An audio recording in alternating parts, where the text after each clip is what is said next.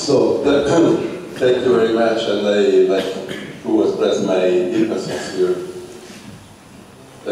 thanks to have the honor and the pleasure of contributing to what I think has been the start of all the search for the origin of life. And my frame of reference is exactly the thanks to the great mind that so clearly established the key points of the story. The key points of the story are very simple. Is that you are producing atmosphere in which you can have synthetic organic compounds that will form a primitive growth, that's the Darwin's idea, and then you start all the production of the information. Now, what I was always interested in are those vertical lines, because there's some kind of ambiguity. It looks like a volcano or a race from outside this planet. So it's not clear what Oparin was implying in, as a source, essentially a source of energy for the reactions. So our approach can be more pragmatical or philological in trying to reconstruct this problem. We choose the philological one, meaning that we really want to know how things happen. We do not want to try to reconstruct with sophisticated organic chemistry, the simple reproduction that originally started. So in order to be really philological, we try to clear up both the chemical and the physical aspects of the problem. So the chemical part is essentially to look for the easiest and cheapest compounds in the universe. In the organic, from the organic point of view, starting from molecules which have already information, which have a certain complexity, like 3 different atoms, it's known that hydrogen cyanide is the most common. And from an inorganic point of view, the most abundant compound is water. They do combine, and the hydrogen cyanide, of course, is very reactive, but it's also very destructive of the compound remains. If we combine hydrogen cyanide and water, we get formamide. Formamide is already suggesting of a lot of organic chemistry. So what we actually did, this is an important point. The recent report by the group of Yukis has shown that in the universe you have a lot of formamide. The scale here is in parsecs. So those black dots around our sun, which is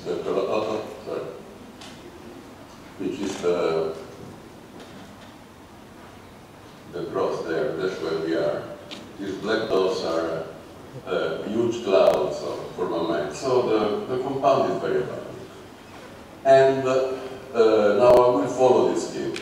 Precursors, formamide, they will supposedly form monomers, activated monomers, then short polymers, longer polymers, and then ribozymes, which are the key of cell production and creation of chemical pre-genetic complexity, that is RNA.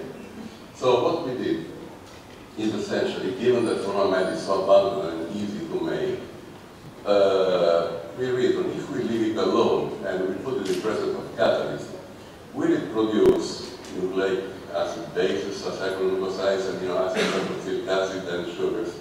The answer is yes, and it does it in huge amounts and with very easy chemistry. So we have been analyzing for, let's say, 15 years all this kind of chemistry. I just show you one of the latest studies. We have taken all different kinds of iron, iron, chondrites, and chondrite meteorites. And these are representatives of the chemical complexity, so it's a model study, but can be expanded, but essentially all information is there, and use it as a catalyst for thermosynthesis from formamide. And the catalysts, which are the compounds that are produced in amounts that are at least 100,000 or million-fold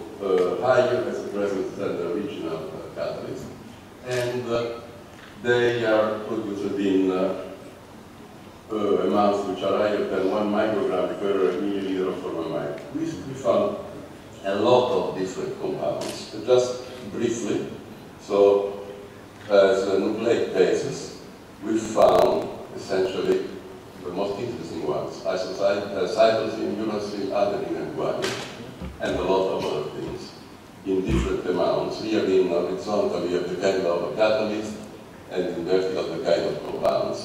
And especially uracil and cytosine are present in big amounts.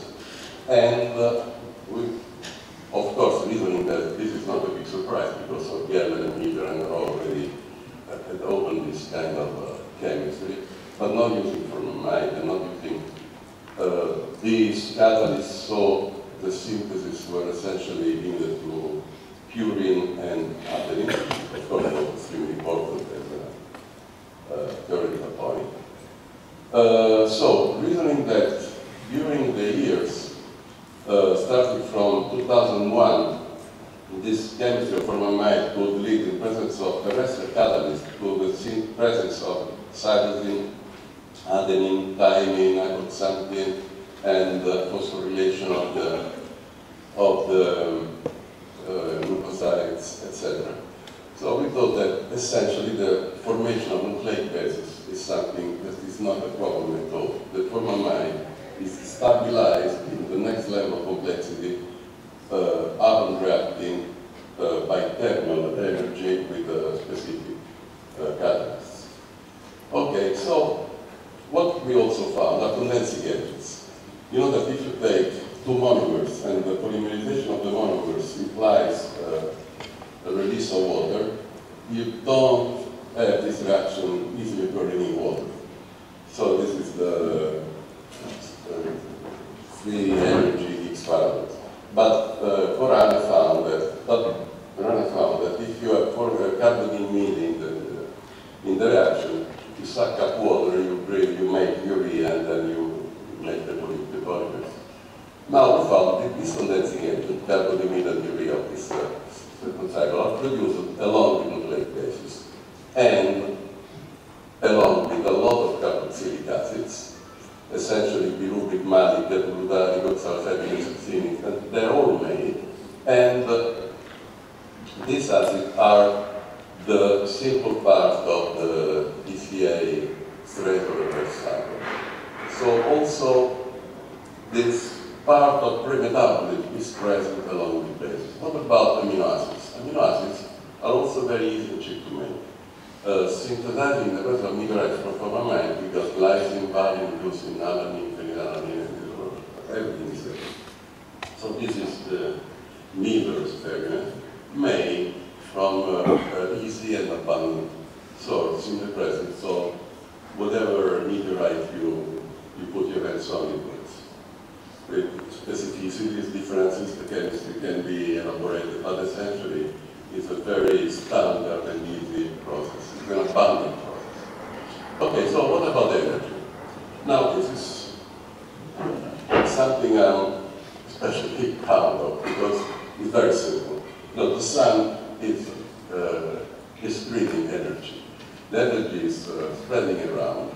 And now if we look a little bit more carefully with this classic picture, we know that the planet Earth is immersed in a atmospheric current sheet resulting from the influence of the sun's magnetic field on the plasma of the solar wind. What is the solar wind? The solar wind is a stream of plasma released by the atmosphere, consisting of electrons and protons with energies usually between 1.5 and to 10 kiloelectron volts. So every student knows this. And what is not really usually known is that the solar wind was first measured by Luna 1 in 1959. And what was measured was the strong flow of ionized plasma emanating from the sun. And Luna 1 was renamed Meta in the early beginning of the year before. And what is the solar wind? Solar wind is a constant flux of energy from the sun to the very bottom of the solar system, up to a certain place, which is called termination shock, where abruptly is ending, because you have the influence of the high energy elements from coming from outside. So you have essentially flux of protons of a given strength, which is clustered all over the solar system. Now, let's think that from a matter, a specific property that is liquid between 4 and 110 degrees. So it could be present in the liquid form in a lot of different places in the solar system. So now we have the luck of starting a collaboration with a group of astrobiology led by Professor Kasagi in Budna. So this is the first report of the production of prebiotic compounds by high energy radiation of formamide. Essentially, we start testing the 3 accelerators with this, trying to see whether this mimic of the solar wind is essentially fitting with the formamide chemistry. And the answer is astonishing, is that the amount, the linear energy transfer, is on the range of what we have as a solar wind. And if we put formamide alone in the first accelerator, the one that's producing protons, we get a few compounds. But if we put, for instance, this meteorite, this is the best one, is a stony iron from Northwest Africa, and everything is known about its composition and structure, we got a lot of different compounds. So it's very simple. This meteorite, formamide, irradiated by this mimic of the proton wind, of the solar wind. And if we look a little bit more carefully, just for example, because I want to talk also about polymerization, we essentially, what is very interesting as a kind of product are the ones with the proton lines, which are long aliphatic chains, but also a lot of different acids of all sorts that you can fill up on the textbook of biochemistry with this compound. But the most interesting is that, and those are of course very similar to the types of membranes, is that there's a big problem, which is the prebiotic origin of the biochemical acidic bond between the base and the sugar, which is very difficult to make. So, to our surprise, we found that uridine and isocytosine were easily produced by that very meteorite. But looking at the second best, Alagonianite and achondrite, or the classical one, organic, that also Pasteur tried to study, or to iron, which you find in the market for 10 rubles, you find a piece of Canto del Cielo or these other ones. Then what we found is something that is not published yet, but is a wealth of compounds, among which we found uridine, cytidine, adenosine, and also thymidine, and various sugars. So, to sum up this part, the key words are there, the second one, which is prebiotic, the first one on the second line, which is formamide, and the last word, which is energy. So I think that the cover of the book by our honorary first thinker is those lines are essentially very easy proton beams coming from the sun. Now, I go quickly through a few facts along down the line. We have monomers. The very fact that we have together nucleic acid bases activated and bringing upon compounds essentially is putting under a new light the paradox of the egg and the chicken, because everything was very first tested together. Now, next steps, of course, were requiring a Darwinian selection at the molecular level and so on, but the key compounds were there. Now, activated monomers. We found that using the copper compounds like libetanhydric and macaroglutapide that get making thermal synthesis in the radical phosphate source, the nucleosides could be phosphorylated in every possible position, 2' to 5'. For long enough, these are unstable compounds, but for times that are long enough, the open compounds break and the cyclic ones stay, because they are relatively more stable. essentially we can produce on the same frame of reference, in the same chemistry, 3' 5' cyclic nucleotides. Okay, so to depolymerize, what is RNA polymerization by RNA polymerase now? Essentially it's an attack by an OH on a phosphate bond on a template. That's the textbook by Joyce. So extant synthesis, it requires a triphosphate. So we thought if we have prebiotic cyclic nucleotides which are easily made, not difficult to make like triphosphates, and are relatively stable, essentially the chemistry is the same, but does it work? Of course, this is not an original idea because Orgel talked about also in the 70s, but he tried 2', 3' cyclic phosphates, which are not very good in this kind of spontaneous polymerization reaction. So the supposed reaction is the following. We have three nucleotides, they should get together, and they do it by stacking, which is, and we might think of some kind of polymerization. This polymerization is essentially a reaction that is taking place, and so they get together, and they polymerize. Now, this reaction was criticized because as a particularity, if we buy these compounds on the market, by Sigma for instance, we get compounds which has already been precipitated and partially pre-polymerized, and is also contaminated by sodium. Both conditions have been solved by having custom-made compounds by Biolog, which is an extremely efficient field, in which we get compounds which have never been pre-precipitated, so they are actual monomers, there are no dimers inside.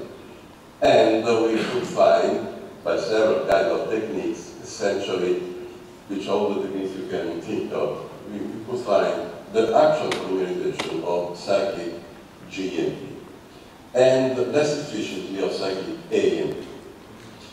So the reaction has been tested on a fantastic collaboration with a group of the Spooners in Brno that Judith will describe the details, the key facts of this reaction.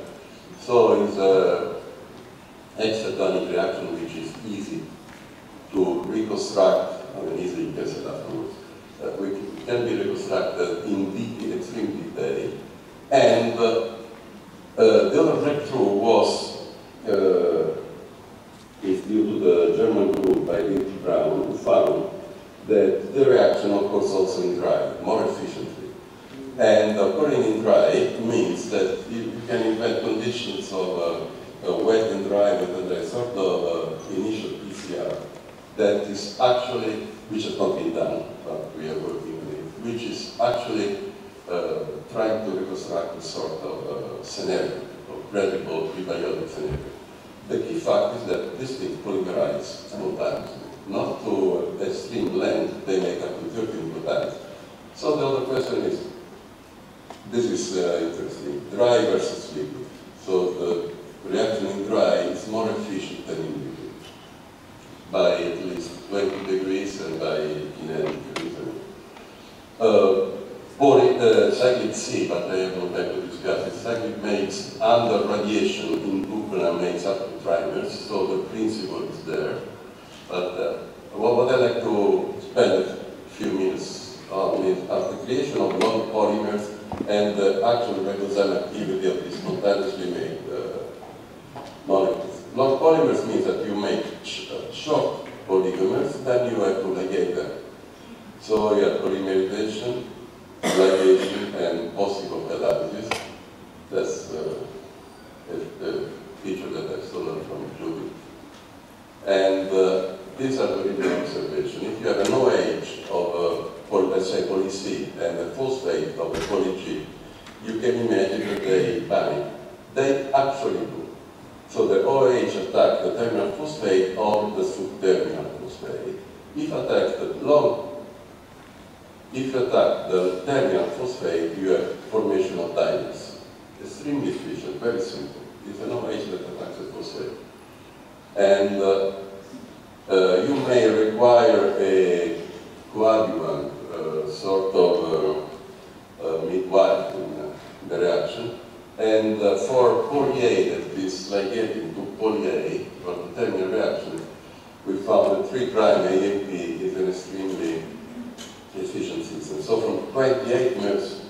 transformers, you go easily to 24, you go to 48 and 86.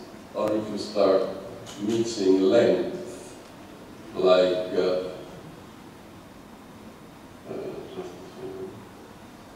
like 24 plus 9, 15, you get that number, then you get the diameter, then you have the combination. So essentially, this can be done with various sequence combinations, and with the right pH, they tend to have this easy reaction of OH attacking the phosphate. You need a phosphate, but which is taking us close to the very last point, the creation of a ribozyme activity. What means ribozyme activity in periodic terms? It's essentially the reaction that was described by Tom Cech in the 80s, that if you have a 3' G with an OH, you can attack a molecule and, which is leading to an intermolecular reaction, and the terminal C is going and is recombining. Essentially, this of the reaction that will be, I think, carefully described by Chetterling, Professor Chetterling later on. But essentially we found these things that Tom Cech described. This reaction can occur among molecules which are all free intermolecularly, or if they are bound, if they occur intramolecularly. So does this reaction occur in our spontaneously polymerized short oligomers? The answer is yes. And if we take 3 monomers of G, they polymerize and we challenge it with an oligo complementary sequence, we have a transfer of the terminal nucleotide, which is essentially what Cech predicted, but it actually occurs. And so this is a molecule which has been polymerized. This is a molecule that is formed for 24, 48 years, but then we have production of a terminal recombinant molecule. This can be done in various ways and it's very efficient. So essentially the RNA that is downhill polymerizing is an unstable molecule, as Professor Spinning just remembered. Has a tendency to hydrolyze. And so hydrolysis means that it can transfer terminal groups. And this is extremely, again, extremely simple and extremely efficient. So I think I overdid my time. And I'd like to very briefly say that this, I must say, huge amount of work has been done in the collaboration with Professor Saladino with the organic chemistry in the University of Viterbo. My whole group in Rome, and probably of the collaboration with the group in Dubna led by Professor Krasavin, and quantum chemistry, molecular dynamics, and all sorts of fantastic deepening